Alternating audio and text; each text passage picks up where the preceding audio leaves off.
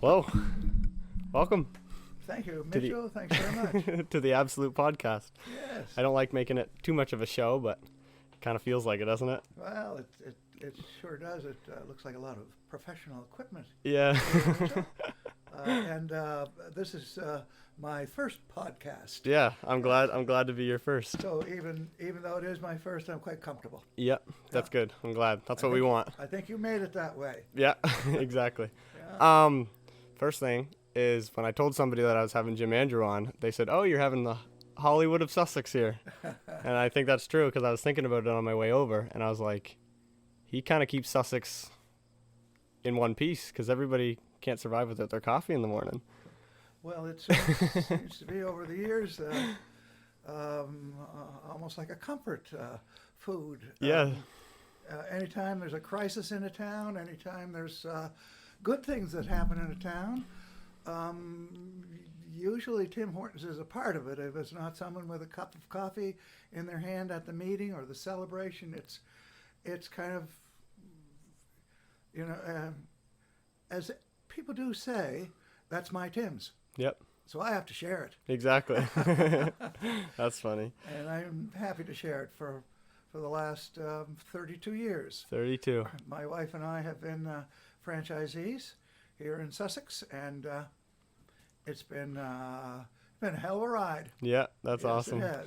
So, for anybody listening, anybody that doesn't know, Jim Andrew is a Tim Hortons owner of 2 Tim Hortons locations, right? Yes, that's Correct? And they're only like 5 kilometers away from each other. right. Yes, they are. So they're pretty close, but he owns 2 of them in a small town. And yeah, if this is Jim. So anybody that's confused on the first little bit that we talked about. So I kind of have a little bit of a fun story. People wonder, why would you put a second store in a small town like Sussex? Well, Sussex Corner is part of our town as well, and officially it will be in January. So our group or our area will grow substantially, which is wonderful. But kind of the thing, people say, why are you building that second store? This was about 28 years ago. I said, well, people come and may look for me, and you can always say that Jim must be at the other store. And you'll go up to the other store. Well, Jim must be at the other store. And here I am goofing off somewhere. So yeah, that's the way to do it. so that was kind of an expensive protection. Yeah. But no, both locations are doing very well. A wonderful staff. You don't have to be the smartest person in the room. You just have to be the smartest person to hire these people that are Yeah. in the room. Exactly. Very important. Yeah. Very, very important. You need to know how to do everything, but you also want to hire experts that know how to do that even a little better sometimes. So Exactly. And yeah. by far the majority are doing that. that's awesome. That's awesome. So what made you want to get into it? Like, what was that your first initial plan growing up? Like, did you know you wanted to own a business of some sort? Did you know that you were going to get in that line of work? Well, always, yes, from as soon as I graduated, I wanted to do something. Actually, my first love was hockey. I grew up in Charlottetown, Prince Edward Island. And at 19 years of age, I was picked up by a couple of businessmen in Sussex to come over and play hockey for the Sussex Royals. And that's a long time ago. And so I thought that's what I would do for my life. But I quickly realized that I didn't have the talent to go on. So I then finished that short vocation and went on to the next stepping stone, which was being a carpenter, working for a general contractor. And the general contractor was a local contractor here, Lutz and Bickford, which is no longer in town. But I, through them, gained my carpentry license. And during that time, I also met my wife, Christine. And This was back in, I should remember the date because I have to remember how long I've been married and everything. Hopefully Christine's not listening. I'll make it up and see. Yeah. Oh, no. Yeah. Oh, this is the date. Yeah.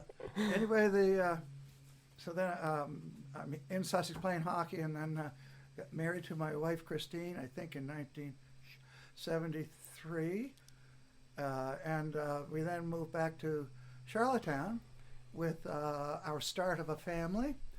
And in Charlottetown, I hooked up with another carpenter, and we formed a small carpentry company. We would build houses on spec and sell them. So we're kind of very, kind of a toe in the water as far as contractors, without a whole lot of experience. Mm-hmm. But we were able to feed our families. Yep. And so that was kind of the start of my working career. During that period of time, Tim Hortons came to Charlottetown. And it was Bill McLeod is his name, as a matter of fact. And Bill had the first Tim Hortons in Prince Edward Island on University Avenue. And it was an instant hit. It did very well without a lot of hard work on Bill and his wife's part. Not too long after they opened, they realized that they would like to have another location kind of in the heart of Charlottetown. And we, doing a little bit of carpentry work for Bill and his wife at their house, he wondered if we would be interested in building their second location in Charlottetown. Well, we said sure. Work is work. Yep. Little did we know that we were going to build a store for it would be a national company then. Since then, they're international. But a national company, which is quite flattering to be even asked to do such a thing. Yeah. So during that period of time, got to know Bill really quite well, and that is actually where the seed was planted. Now, that's a long time ago. Yeah. Yes, it was. And as time went by, it kind of goes in the back of your mind, and other things happen. You're busy with family and things. We moved to Calgary, Alberta in 1980, and worked for a general contractor out there. Kind of moved up the ladder a little bit.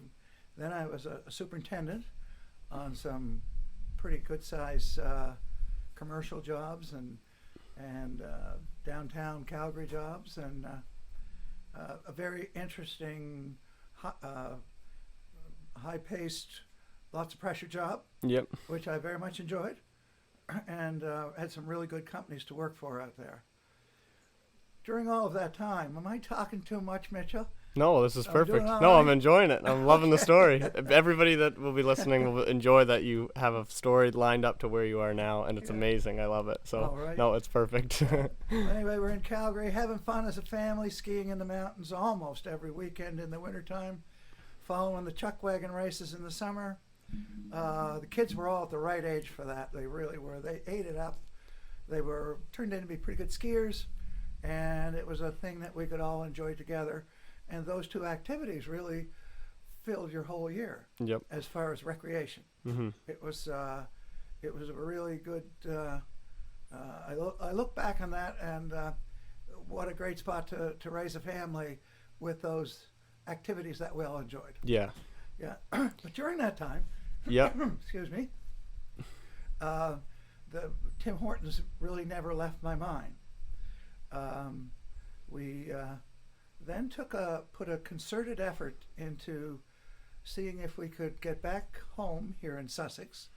My home was transplanted from Charlottetown to Sussex because I'm married to a girl from Sussex, Christine, and there wasn't a Tim Hortons in Sussex, so kind of the two things got together that there isn't one there yet, and we couldn't go to Charlottetown because there basically was sewn up by Bill McLeod, which is good, great operator.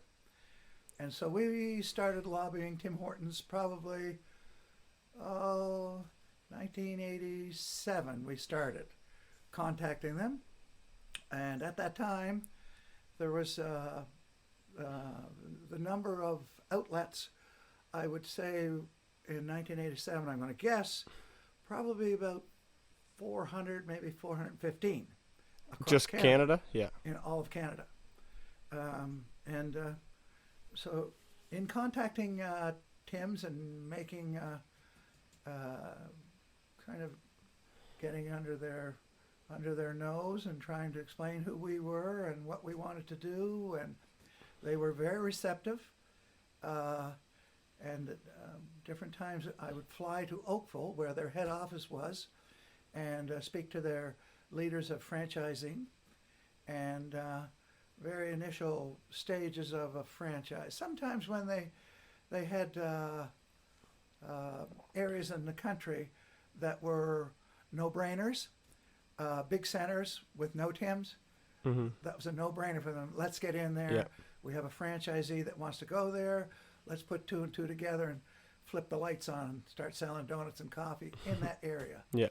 Sussex, however, Small. was a small town.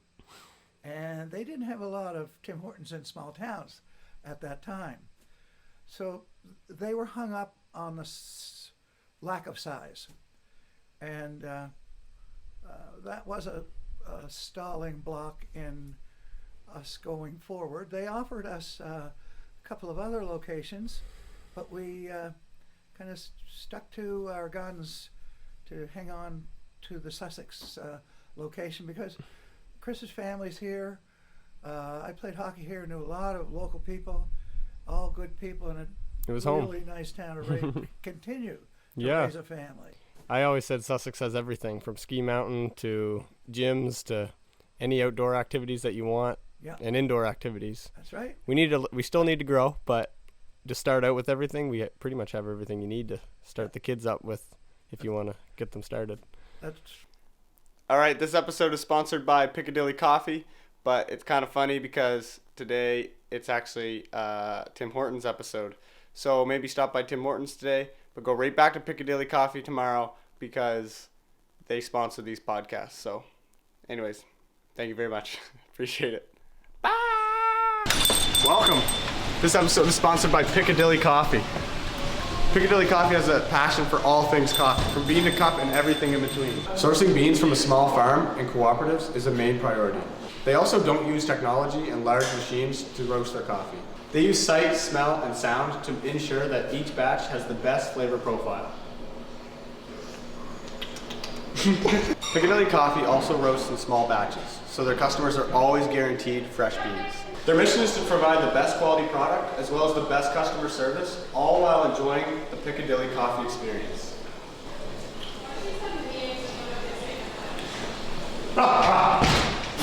Guys, I'm pretty sure coffee is one of the most purchased items in the world. So if you're human and you buy coffee, just shop at Piccadilly Coffee. Support them. They're amazing.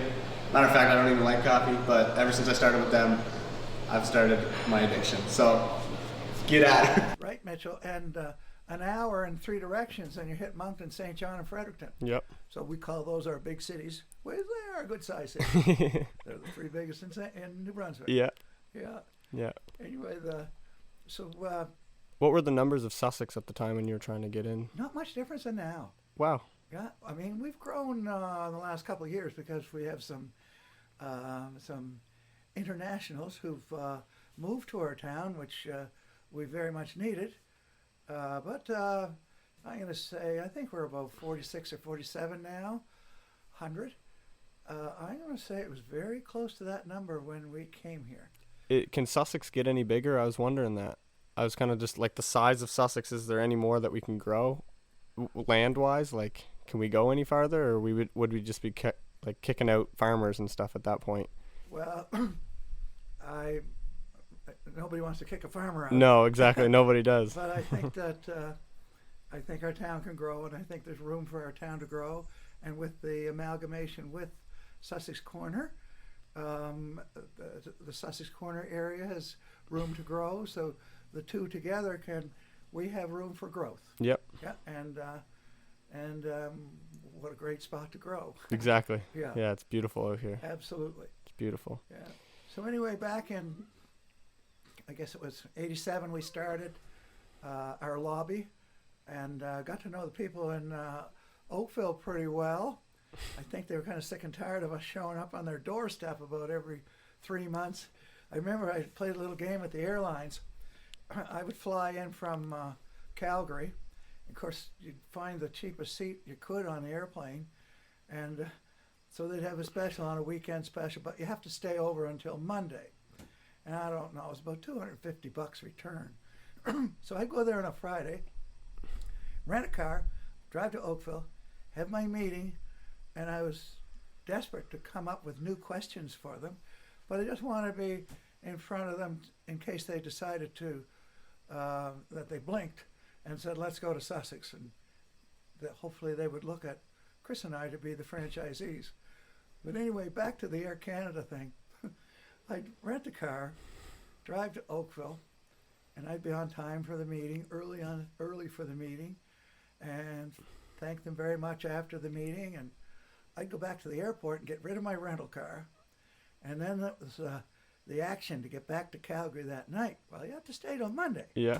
So you'd go to the wicket, and they'd say, no, that ticket's no good. Now you have to wait till Monday. You have to stay in Toronto till Monday. Well, I kind of whined and went on. And I bet you if I did this about 5 or 6 times, I'd get out on Friday night. Because you'd have to wait till the plane was actually, how many tickets have they sold? Yep. Well, they got a seat. Yep. There's a couple empty seats. Give the guy a seat. We got his money anyway. Yep. So I get back home to Calgary for Friday evening. That's awesome. That worked out pretty good. Anyway, the time went on. We're getting to about 1989 now, and we're still on the path. And Tim's are starting to get a little more interested in our location, and I think they're kind of seeing that a little bit of drive on our part that we may be a fit Yep. for a franchisee. So in Calgary, there was a Tim Hortons, how do I say, it's not a branch office, but it's a Western Canada main office.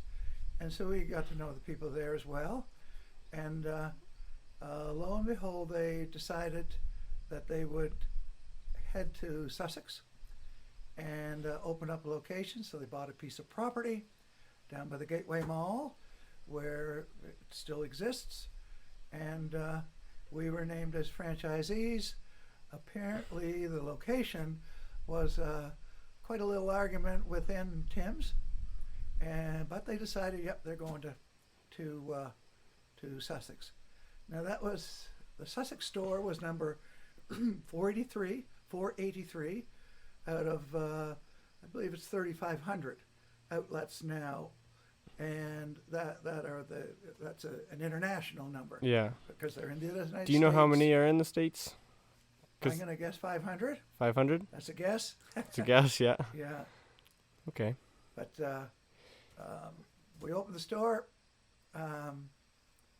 integrated again into the community, which was very comfortable and very nice. It's kind of nice that you're not moving to a strange town where you have to meet everybody or introduce yourself to everybody. It was almost like, haven't seen you for a while. Yeah. It was a nice, comfortable coming home. That is nice, yeah. It was great. And Tim Hortons didn't struggle at all, like instant hit? Or Glad you asked that question. Tim Hortons struggled. We struggled for the first year. Oh, okay. Oh yeah, we opened to. I'm gonna get you cut this. Yeah, that's all good. We opened to lineups of people that were craving the Boston cream donut, and we worked night and day, as we always did, to make sure the supplies of donuts and everything were there. And we opened in September of 1990, and very busy for a month. And then all of a sudden it fell off. It got quiet. And we said, okay, we have to stay here, work this business. And the only way out was to put very, very long hours in, which was quite a sacrifice, not only individually, but it's a sacrifice for a family as well. Yeah. Well, you got to make time for your wife and your kids, and Well, my wife was in the trench with me. true. Yeah, so it was a little bit tough for the kids, but we got them some Tim Horton uniforms. Try to make them more a part of this gang. Yeah. Put them to work. Yeah. And they get paid though. Yeah. Oh yeah. I Absolutely. remember Tim Horton's district manager says, "Jim, you bring those kids in here working. You pay them the same amount you pay the other people. You Yeah. have. Don't take it. No, he didn't say don't take advantage of them. Yeah. Just make them feel a part of it as well. Yep. And that in doing that, you do that. And that teaches them stuff too. Oh, Growing up. yes. Yeah. Makes Yes, them want to work. They learned early. And my youngest daughter Megan is our general manager, who is now in the process of being named as a franchisee herself in Sussex. That's awesome. So she's going to hook up with us officially as franchisees in Sussex, and believe me, the torch will be passed. But I'll be hanging around all the time. Oh yeah. Yeah. You'll still know the inside scoop Yeah. of things, helping her out. That's right. But that's exciting though. Yeah. That's exciting. So anyway, Mitchell, we've very much enjoyed our business life with Tim's. It's a great franchise. Yeah. Absolute tremendous franchise. A lot of work, a lot of sacrifice, but best job you could ever buy. Yep. That's funny. Yes, sir. How much did it cost to start like your first investment with Tim Hortons back then, Yeah. in like the 90s? How much did it cost then to get a location and get it started? Like, Okay, I can tell you that one, but I won't let you know what they cost now. you won't? No. No? I'll give you an idea. Okay, give me an idea, because I was gonna ask now and then and now, but In 1990, I believe it was $120,000. okay. $20,000. Yep. $120,000 then was a lot of money. Yeah. And it's probably the same amount of money now. As you said, you were going to ask how much they are now. Okay. Yeah. Well, there are, I would say, there's no set fee because it's the size of not necessarily the size of the town, it's the size of the building they put up is a factor. There's several factors involved in what the actual cost of your initial operation is. Yep. Yeah. It's far above 120,000. Yeah. I Yeah. think I looked it up one time, like back in the days, just like, I don't know, just curious on what different franchise businesses run at. And I think there is charts, right, of probably an estimate guess on where they would be. Yeah. Where Yeah. would they start? But yeah, 120,000, like that's still a hefty amount of change, but yeah, definitely raised its bar Yeah. through the years. Oh yes, like everything has. Yeah. Yeah. We And it's even harder for locations now too. very very difficult. Yeah. And pretty well. I'm not saying saturated. There with our population in Canada growing. Mm-hmm. It pops up new areas for opportunities for Tim's to develop in those new areas. Yep. Look at cities like back to Calgary. Look at Halifax. I mean, those are the kind of towns or cities that I know of. The PEI, their population is increasing by huge leaps and bounds. Yeah. And I guess with our governments allowing immigration into Canada, which is desperately needed, I feel, it's good for the individuals getting to Canada, and it's very, very good for we Canadians to have them. Yep. Because we need employees, we need workers. For them, they need a nice new place to grow, raise their family, and again, I can't encourage our governments more and more and more to continue that. Mm-hmm. We need all the help we can. Yeah. Absolutely. Yeah. You're correct. And it's good for our country. Yes. It's good for all of us. Yep. To have different colors of people, different backgrounds of people, because we all learn from everyone. Yep. Come home. Welcome home. Right. Welcome to the Canadians. Exactly, Mitchell. Yeah. Yeah. I agree. I'll tell you a little bit about Sussex, the kind of a small town that has 4,700 people joining Sussex Corner, which is a great thing to happen for all of us. The bigger the voice, the more you're heard. Yep. When it comes to governments and people in general of where is Sussex? Well, it's I'm not sure what they're going to call it after the amalgamation. I think it's Sussex, but it wouldn't bother me if they called it Sussex Corner. Where do you live now? Sussex Corner. We joined Sussex Corner. Yeah. Which is great. Yeah. The nice things about Sussex are we're right in a farming community. A lot of dairy cattle, a lot of dairy farms. The proximity to I like to go hunting. Hunting areas are really good. We have Poley Mountain, ski hill that I remember a few years ago it was in dire straits financially, but through the community and good management with Poley Mountain, with the community helping out and getting involved, that mountain, Poley Mountain, is a very viable industry in our town. People love to come from St. John, Fredericton, Prince Edward Island to go skiing there. It's they have done very well. They have a beautiful chalet there, and well run, by the way.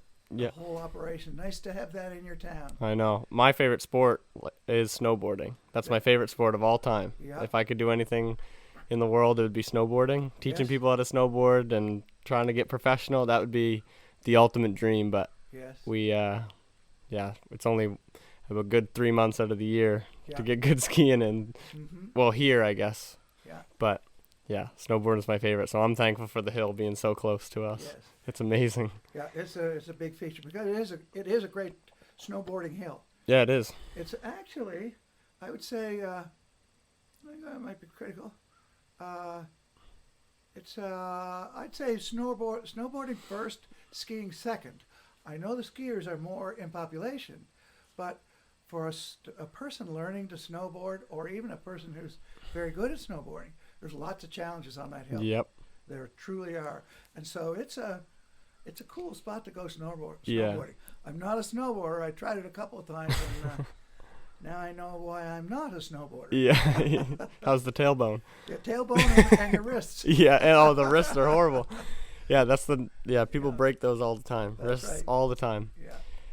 Yeah. Yeah, Poley Mountain's like a steep hill. Like overall, like most of it is a lot steeper. Like most hills have a lot of flat areas and stuff. Poley Mountain doesn't have a whole lot of flat areas. That's right. They do, like they have slower trails and faster trails, but the mountain in general is quite a steep slope. Yes. So it's pretty much a good challenge for anybody trying to ride. And there's so many different. Yeah. For a small town to have a mountain that has 30 plus trails, is very good, because there's some cities, like even close to Vancouver, like you'd think like there'd be some big mountains there, but even those only have 20 trails, and That's it's like a right. very popular mountain. Mm-hmm. And to think that we have that many trails and options is Mm-hmm. pretty insane. That's right. Yeah, it's a wonderful feather we have in our hat. Yep. Yeah. Yeah. Yeah. I've Other never- things that we have in Sussex that, of course, are normal to other towns and cities. A very good recreation department here in town. Ball fields, tennis, soccer, all of those Yep. normal things. But those activities in town are very vibrant. There's and it's volunteers led by the leaders of our town to make sure they stay that way. Yeah. We also have a kind of a neat thing in town is the riding stables that we have in behind, just up in our park area of town. Very well known, quite freshly built within the last probably 10 years. Riding equestrian competitions. People come from all over, everywhere, to compete, to show, and it's I don't know, Mitchell, name me another town that may have something like that. I can't right off the bat. No, I can't. And an aquatic center. And an aquatic center. Yeah, the aquatic center. 2 Tim Hortons. Yeah. 2 Tim Hortons in there. Yes, Not just one. Yeah. Most towns only have one, right? So. That's right. Yeah. No, it's the aquatic center. It was largely. I mean, we had government assistance. Don't get me wrong, but there was a lot of money raised over the years the years before we opened the doors to help get that put together. Yeah. So it just shows community spirit. It shows business interest in the community by making donations, whether it's business donations and individual donations as well. Yep. Pulled it off. The doors are open. It's a wonderful place. I've worked for a few companies that have made some good donations to that place. So it's nice to see their plaque and their name up there, and just to see all the people that have raised money towards that place. Yeah. It was pretty amazing. And I think right in the pool area, I think they do have all the plaques of people as well. Yes, Not just in the front lobby, but I think in the pool itself there's Mhm. some Yes, they do, donation yeah. spots. Yeah. Yeah. I use that pool every morning. Yeah. I Oh, do you? go swimming every morning. Oh, good. Yeah, I swim laps every morning. It's the best. It's better than a Tim Hortons coffee, in my opinion, to go Well, swimming. It's better, but Tim Hortons second best. Yeah, exactly. It's next Well, on the I go list. swimming and then I get my coffee. That's fine with me. Yeah, okay.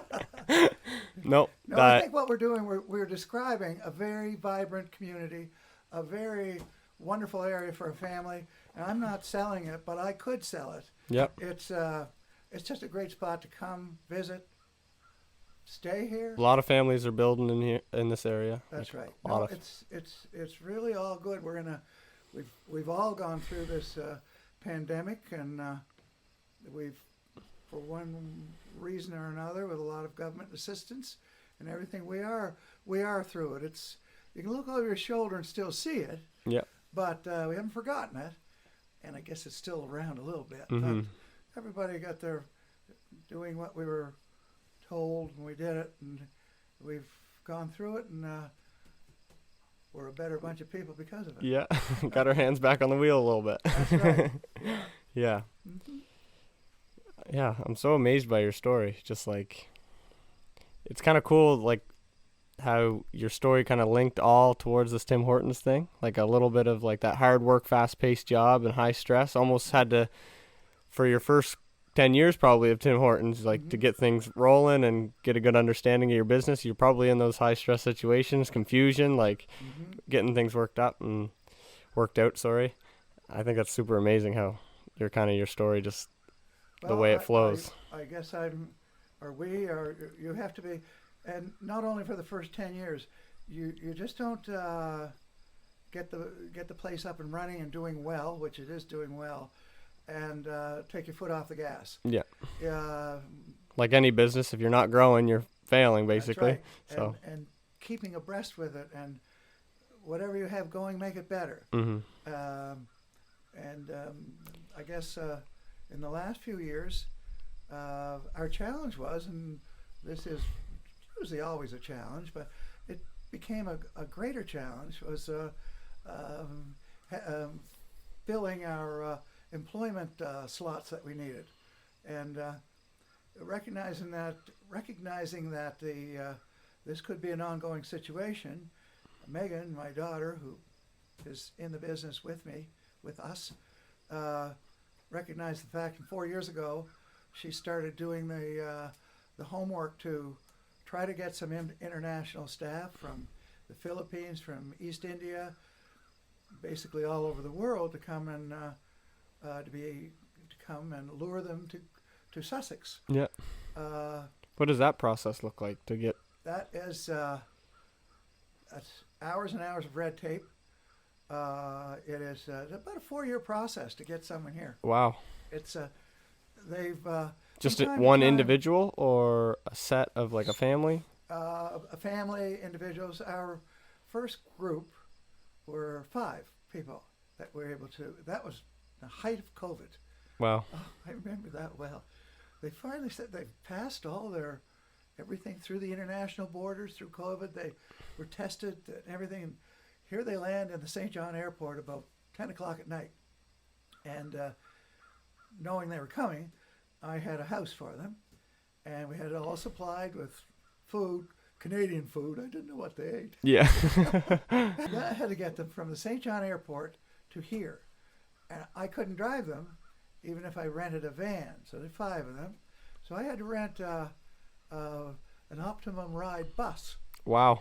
to get them from St. John to Sussex. Did you drive the bus? No, I didn't drive the bus. Oh, I wasn't sure. A bus driver was allowed to drive a bus during COVID. But not And you driving a van. I wasn't allowed to drive a van with them. No, I don't know, something to do with they are an Business exemption? guideline, maybe, An or exemption of some kind. The bus driver never touched their luggage.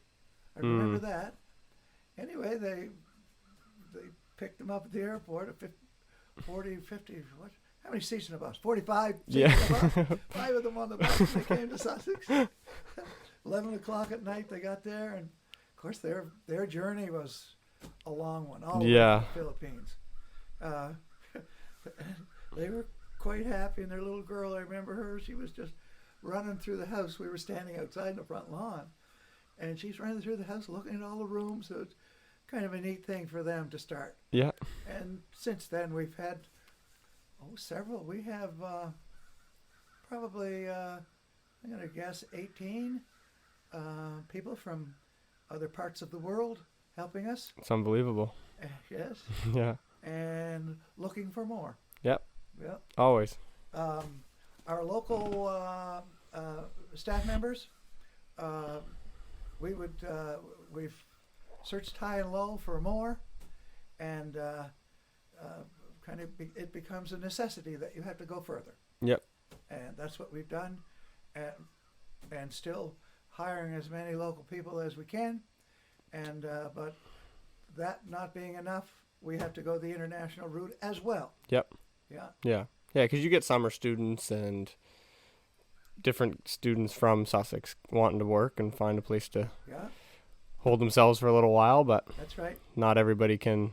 Everybody has a different lifestyle, right? So. Oh, absolutely. And the students that we hire from our high school, or yes, mostly high school, we had some 15-year-olds that their parents pushed them in. The parents had to sign a piece of paper saying it was okay. Yeah.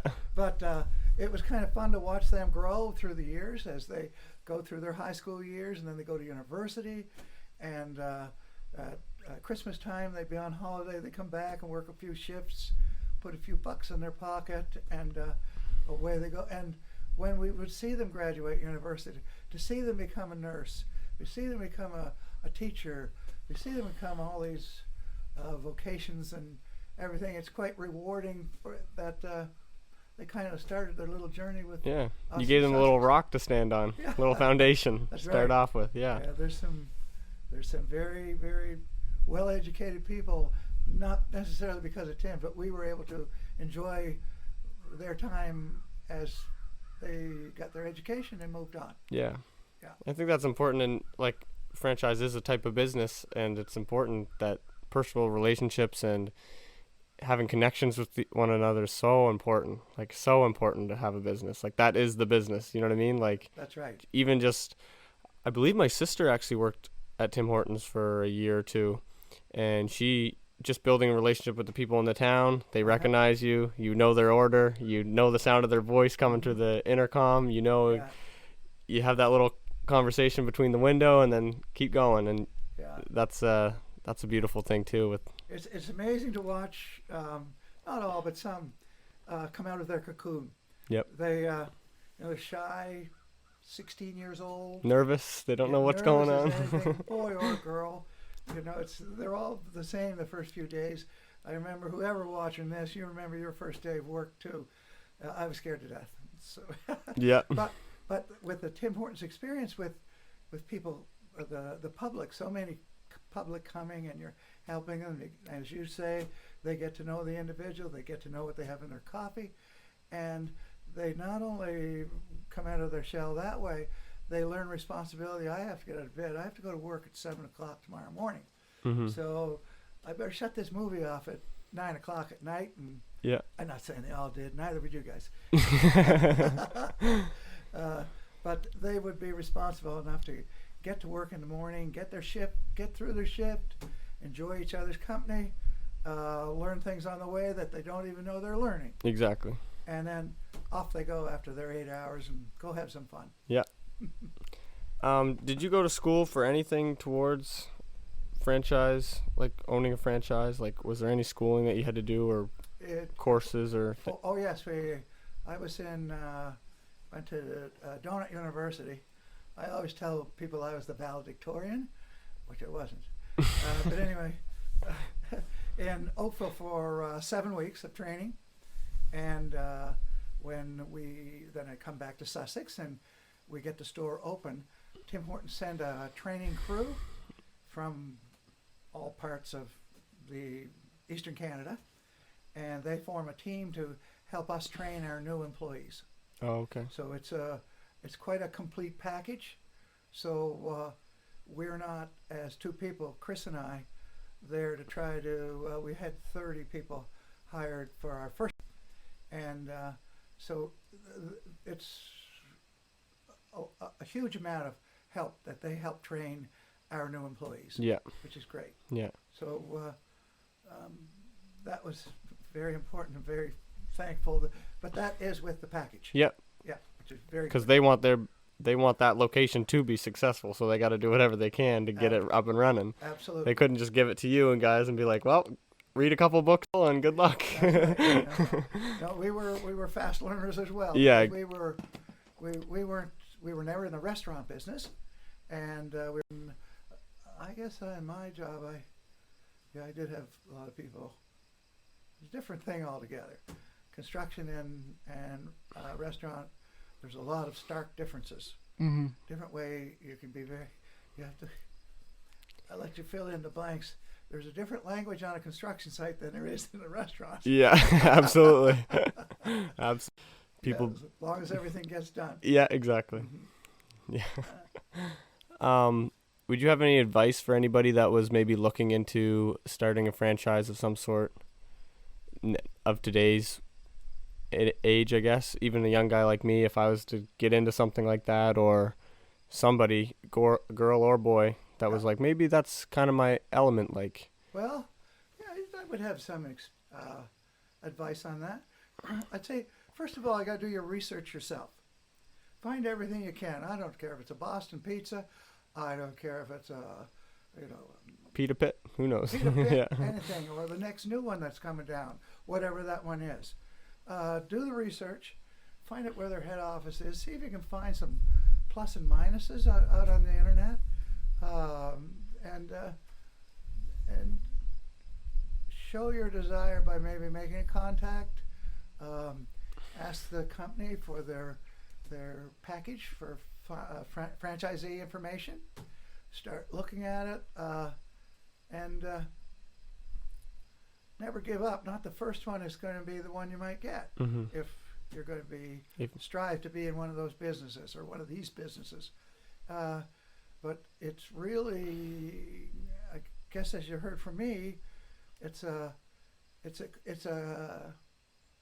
lot of years of commitment even before you turn the lock and open the door. It took a long time for Tim's. Might have been in a little different situation as they were in the growing mode, not quite ready to go to a town like Sussex, Mm-hmm. the size. But there's new franchises coming down the tube all the time. Some are good, some not so good. Do your research. Get those packages, read them. Contact the franchisee rep Mm-hmm. in those companies. Find that particular franchise in your area. It might be another town. Here it might be Fredericton, St. John, Moncton. Could be in Halifax. Make a contact with that franchisee. Make time to go down and have a chat with them. Yeah. You find out a lot of it. Yeah, absolutely. And they're going to tell you the ups and downs, and maybe not the whole story. Yeah. But it's part of learning to get. Yeah. Yeah. Absolutely. And it's a big commitment. Yeah. It's a lot of Well- time, all your money, all the money you can borrow. Yeah. Goes all into your businesses. Yeah. Yeah, you got to spend what is it? You got to spend some to make some, or Yeah. something like that. So It's a commitment. You really have to immerse yourself. yeah. Oh yeah. Yeah. A business is a second family. It's That's if you're right. not watching it daily, then Yeah. it's just gonna crumble. Same with your regular family. If you're not taking care of that every day, then That's right. it's gonna crumble. Exactly. There's a saying. It's like education, dedication, and then creation. So like educate yourself and then dedicate yourself towards it, and then hopefully with those two things you'll be able to create something out of it. That's right. And that's like, that could go with anything, no matter what it is, whether it's a sport or a life goal that you're trying to achieve or anything. But yeah, so Yeah, you can apply that to many areas and places. yeah, Very good. yeah, Yeah. yeah, yeah. I always wondered what it took to own one or own whether it's food. Some franchises aren't even food; they're hardware and anything, and just to see what people have to go through. It's pretty interesting. And everybody's circumstance is different too, Yeah. right? So That's right. people's family lives are different, and location and what your goals are. Everybody's different. Yeah. It's very important. I mean, the Tim side it's been a great run, and it still continues. I'm just not a Tim Hortons guy totally. Yeah, yeah. We do have a life besides Tim's. Yeah, We really yeah. do. We like to travel around, like to do things like the summer, winter, everything. We like it's you're not locked in jail when you have a Yeah. franchise. Yeah. You But there's got to be a certain period that you got to be a little sacrifice to give up that 3 year span or something to make sure that you can get a good footing, I guess. Does that make sense? Like, absolutely, and that a 3 year span is an elastic. mhm. It could be 4 years, could be 5 years, and it's not okay. We got our 3, 4, or 5 years in. Good, now I can relax. Yeah. No, it's no relaxing, but you do have time for other things. Yeah. It's almost like a hustle, hustle, hustle, and then hopefully you get to a point where you can still hustle, but you can turn down the gear a little bit to gear 4 instead of gear 5, you know, That's and right. it gives you a little extra time for your own.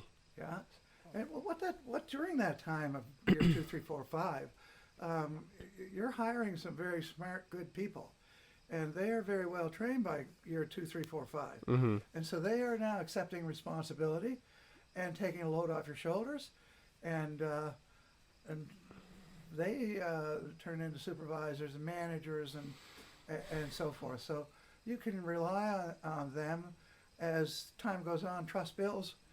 And when you see an individual with those qualities to get to those levels, you have peace of mind Mm-hmm.